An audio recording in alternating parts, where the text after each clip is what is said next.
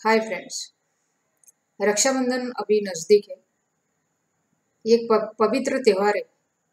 प्यार का निशानी है भाई बहन के बीच का। एक अटूट रिश्ता होता है भाई बहन के बीच में, जिसको रक्षाबंधन के तरह त्यौहार के हिसाब से बनाया जाता है। आज मैं आपसे एक छोटी सी कहानी पेश करने जा रही हूँ, जो श्री जगन्नाथ के बारे में है। काफी पुरानी कहावत है ये। आप में से बहुत सारे लोग श्री जगन्नाथ धाम दर्शन के लिए गए होंगे, जो कि श्री क्षेत्र के नाम से परिचित है। ऐसे तो जगन्नाथ जी का बहुत सारा महिमा है। आज मौका मिला है एक छोटा सा चीज आपसे शेयर करने के लिए। जब हम पुरी जगन्नाथ धाम जाते हैं तो रास्ते में एक गांव आता है। वो गांव का नाम है मालती पाटपुर। पहले ये गांव का नाम पाटपुर ही था, लेकिन बाद में ये मालती पाटपुर के नाम से पहचान गया। इसके पीछे बहुत ही रोमांचकारी, हृदयस्पर्शी कहानी है। कहानी यूं है दोस्तों, बहुत पहले पाटपुरा गांव में एक गरीब परिवार रहता था। परिवार में जैसे एक माँ, एक बाप, 2 बच्चे रहते थे। ये लोग खेती में काम करते थे, थोड़ा बहुत इधर उधर करके उनकी संसार अच्छे से चल जाती थी। वो लोग बहुत खुश थे उसमें। लेकिन वो कहा जाता है ना, विधि का विधान कोई नहीं टाल सकता। उसके आगे बड़े बड़े राजा भी नतमस्तक है, तो छोटे इंसान भी क्या कर सकता है। एक दिन खेती से लौटने के टाइम घर का जो मुखिया था, जो आदमी है, उसको सांप ने काट दिया। तो सांप ने काटने के बाद उसकी डेथ हो जाती है। घर में अभी बेचारी उसकी बीवी और 2 बच्चों को लेकर रहती है। वो बहुत कोशिश करती है, इधर उधर काम करती है, दूसरे घर में बर्तन झाड़ू पोछा ये सब करके थोड़ा बहुत खेती में भी काम करती है, ताकि उसका गुजारा चले जाए। तभी लड़के का उम्र कुछ 2 साल होगा और लड़की 3 साल की होगी। लेकिन वो कहावत है ना भाई, जब मुसीबत आता है ना, चारों तरफ से आती है। लड़के को भी सांप ने काट दिया, तो उसमें वो बच्चे की डेथ हो जाती है। इसमें तो जैसे वो औरत की कमर ही तोड़ देती है, मन टूट जाता है उसका। कैसे तैसे करके छोटा मोटा काम करके गुजारा कर देती है, उसकी और वो छोटी बेटी मालती की। ऐसे ही 2 साल बीत जाता है। मालती का उम्र 5 साल हो जाती है। रक्षाबंधन आ जाता है। रक्षाबंधन को काफी 2 या 3 दिन रहती है। तो मालती के फ्रेंड्स लोग सब जाके राखी खरीदने जाते हैं। तो मालती भी आके माँ को बोलती है, माँ मुझे पैसा दो, मुझे राखी खरीदना है। तो माँ कुछ बोलती नहीं है, उसको कुछ पैसा दे देती है। बेचारी लड़की जाके राखी लेके आती है। फिर जब राखी खरीद लेती है तो उसको पता चलता है कि ये राखी भाई के हाथ में बंधा जाता है। तो सबके पास तो भाई है, उसका भाई किधर गया? तो आके माँ को पूछती है कि माँ, मेरा भाई किधर है? मुझे राखी बांधना है, मुझे बताओ वो किधर रहता है। ये सुन के माँ के आंखों में आंसू आ जाता है, लेकिन इतनी छोटी सी बच्ची को क्या समझाएगी। तो वो क्या करती है, उसको साथ में लेके जाती है, जगन्नाथ जी का फोटो के सामने बोलती है, तुम्हारा जो भाई है ना, उसका नाम जगा है, वो श्री मंदिर में रहता है पुरी में, तुम उसके हाथ में राखी बांध लेना।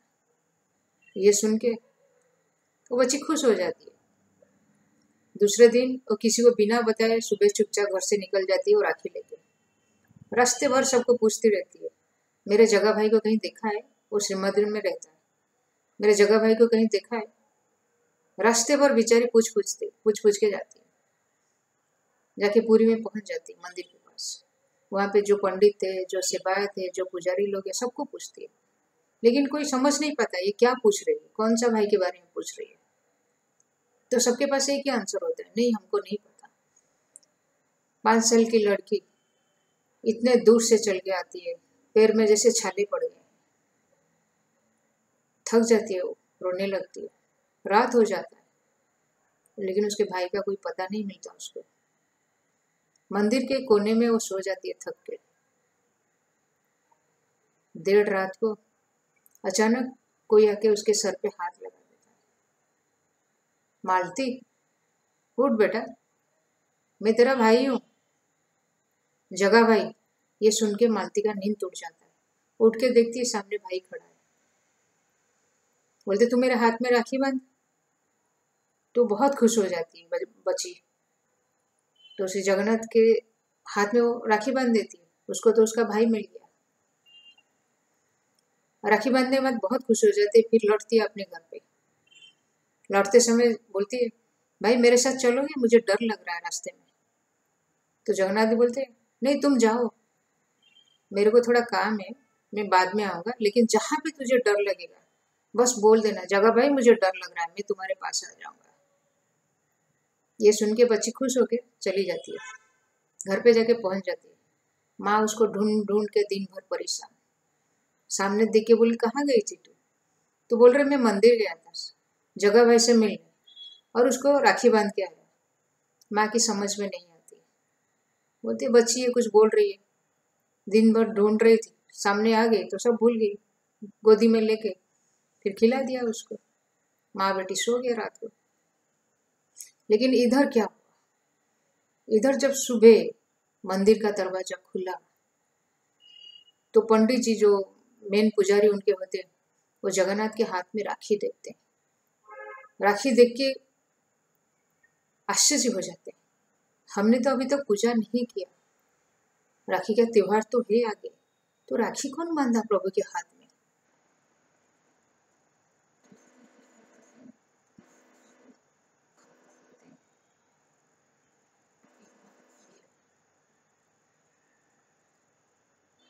महाराज जी को खबर दे देते हैं हम, तो महाराज दौड़ के आते हैं, वो भी देखते हैं। फिर वो क्या करते हैं, सारे जितने भी पुजारी है, पंडित है या सेवायत है, जितने उनका सेवाकारी लोग हैं वहाँ पे, सबको पूछा जाता है कि मंदिर बंद होने के बाद कोई आया था क्या? सबने मना किया। ये सुनने के बाद महाराज जी ध्यान में बैठ जाते हैं प्रभु के सामने कि प्रभु ये क्या है, क्यों समझ में नहीं आ रहा है। तो प्रभु उसको दर्शन देते हैं ड्रीम में, बताते हैं कि मेरी बहन आई थी मालती करके, उसने सबको पूछा, किसी ने उसको जवाब नहीं दिया, तो मजबूर होकर मुझे सिंहासन से, रत्न सिंहासन से नीचे आके उसको मिलना पड़ा, राखी बांधनी पड़ी।